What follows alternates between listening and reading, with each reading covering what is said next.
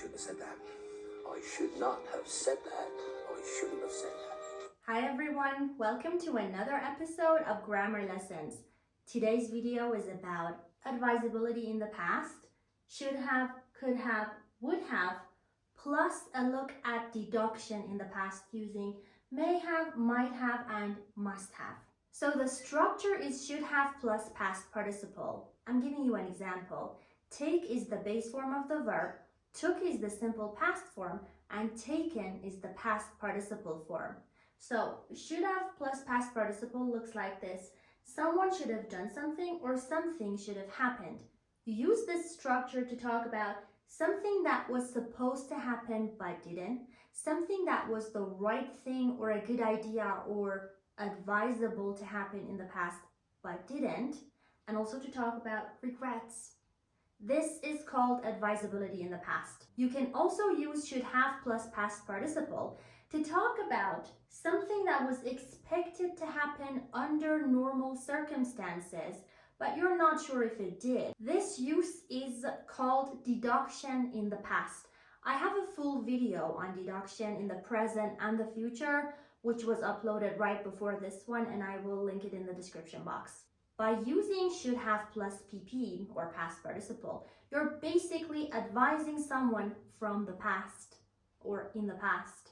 Let's see some examples. I should have studied harder for the test. This means that I didn't study hard enough and I didn't get a good mark. Or I should have hit the sack earlier last night. This headache is killing me. First of all, hit the sack means go to bed. I should have gone to bed earlier last night. I didn't. I stayed up late and now I have a killer headache and I regret it. They should have announced there would be construction work in progress on this highway. Just look at the traffic jam. They didn't announce it before and now everybody's stuck in a really congested traffic jam. She should have arrived at her office by now. Let me call her and make sure if she's there. This one is deduction in the past. Under normal conditions, I expected her to be at her office by now. Let me call and make sure if she's there. In conversation or informal written language, you can contract should have to should have. You can even pronounce it like shoulda, but it's very informal and you can't use it in academic essays, in the IELTS writing, the TOEFL writing, any other language proficiency exam writing task cannot use any contraction. Should have is pronounced like should have, you see, just like this. And some native speakers, especially British native speakers, are interested in writing should have in their informal writings, as in commenting on social media or leaving notes for their friends and family members, but you can't do this in academic writing. You can only use it in conversation and informal writing. Now, shouldn't have plus past participle. Someone shouldn't have done something, something shouldn't have happened. Is used to talk about something that wasn't advisable or a good idea but happened, and regrets. I shouldn't have told Harry, Hermione, and Ron about the dragon egg, Hagrid thought. Bless him. You shouldn't have lied to me. You lied to me, and now I'm blaming you. It was not the right thing to do. She shouldn't have taken my books without asking me. She did take my books without asking me, and now I'm not happy about it. I shouldn't have procrastinated recording this video. I'm in such a rush right now. It's stressing me out. I have literally half an hour to finish recording this, and I have something like 1 hour to edit it, type the subtitles, upload it on YouTube, think of a good thumbnail and a good caption and title and tags, and oh my goodness. By the way, procrastinate means delaying things, putting things off, postponing them. Everything I said about should have and the contraction and pronunciation applies to shouldn't have as well. It can be contracted to shouldn't have, and shouldn't have is pronounced like shouldn't have, which is even used in informal writing by native speakers, especially British native speakers. but you can't use it in formal English, as in writing academic essays and the writing tasks in the IELTS/TOEFL/any other language proficiency test. Could have plus past participle. Someone could have done something or something could have happened. It is used to talk about something that was possible in the past but didn't happen, possibility in the past. Something that was able to happen in the past but didn't, ability in the past. And of course, to blame yourself or someone else. You can also use this structure to talk about deduction in the past, making a guess about something that happened in the past. And the same meaning can be applied by using may and might have plus past participle, which also implies deduction in the past. Again, I have a full video on deduction in general and deduction about the present and future situations, and it's linked in the description. I could have said everything to her face, but I didn't, as I was afraid I would upset her. I had the ability to say everything to her face, but I didn't. He could have traveled anywhere, but he preferred spending the holidays with his girlfriend. He had the ability to go wherever he wanted, but he preferred to stay with his girlfriend. What a sweet guy. I could have prevented the fight. I was able to do it, or I had the possibility of preventing the fight, but for some reason I didn't. Why didn't Jeremy attend the meeting? He could have forgotten about it. This one is deduction in the past. I'm making a guess about a past situation, and I can also use may or might have to talk about it. Why didn't Jeremy attend the meeting? He may or might have forgotten about it. Now, similar to should have and shouldn't have, you can contract could have to could have in conversation and informal English. Could have is pronounced like could have, which is even written like could have in informal language by native speakers, but you can't use it in formal writing and also in academic writing. Could not have plus past participle. Someone could not have done something, something couldn't have happened. I use these formulas to help you remember them much more easily. This structure is used to talk about something that was impossible under any condition in the past. There was no way it could have happened, even if it wanted to. I couldn't have done everything by myself in less than an hour, and that's why I'm late. You could have come and helped me. So I used couldn't have done everything to talk about the impossibility of the situation. It was impossible for me to do all the tasks alone. And then I'm using could have plus past participle to blame the person I'm talking to. You could have come and helped me. You couldn't have proved his innocence even if you wanted to. The court needs concrete evidence. So it was impossible for you to prove his innocence even if you wanted to.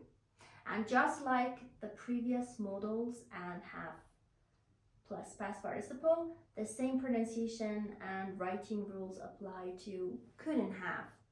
Couldn't have can be contracted, shortened to couldn't have, and couldn't have can be pronounced like couldn't have, just like I said it, which is said and written in informal English, but it's not used in formal situations or academic writings.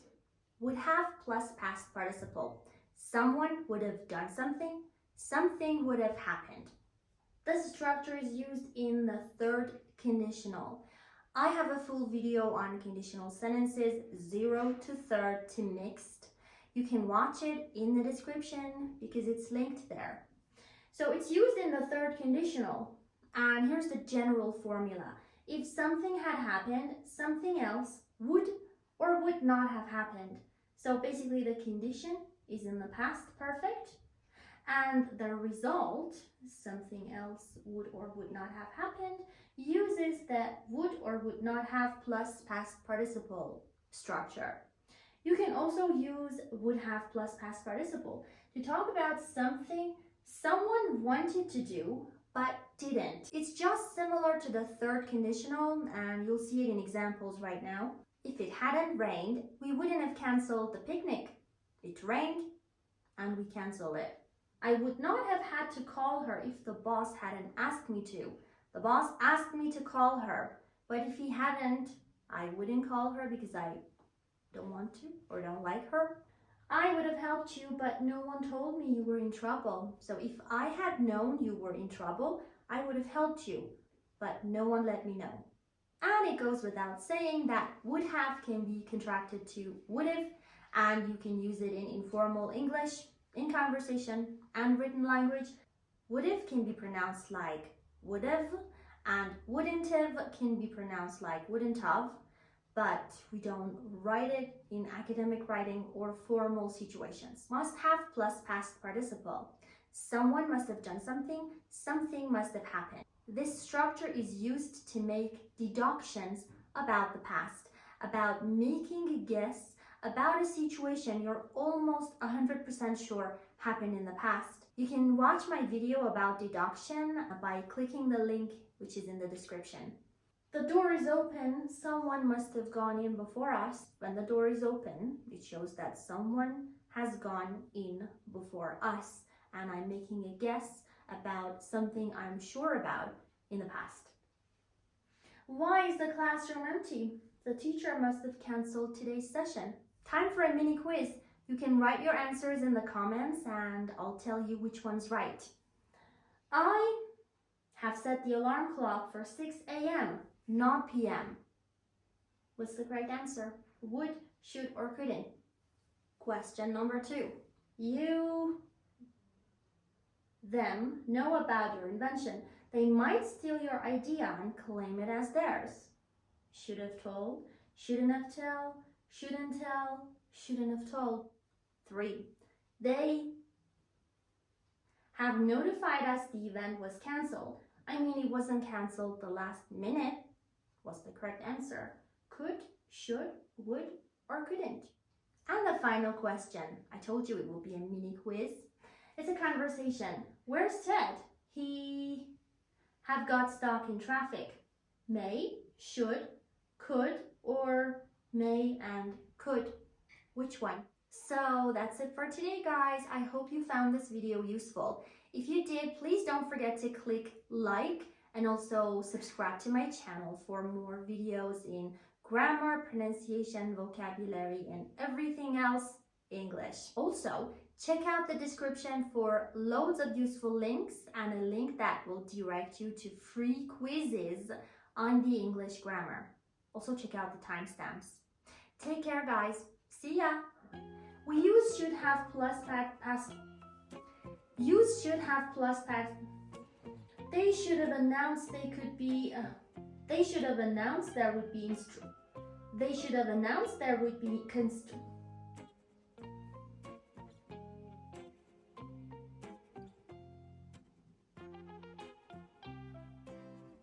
Now, he could have traveled anywhere, but he preferred spending. Have, shouldn't have, and could have. No, not have happened. I use these general form. Thanks, Mom. Could. Thanks, clock. So it was impossible for you to prove his innocence. If it hadn't rained, would have can be pronounced like would have. What? The event was